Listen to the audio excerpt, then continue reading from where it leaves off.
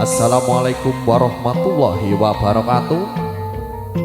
Wenanti saguning kararen mugi kajiwa lan kasatria dumateng panjenengan sedaya.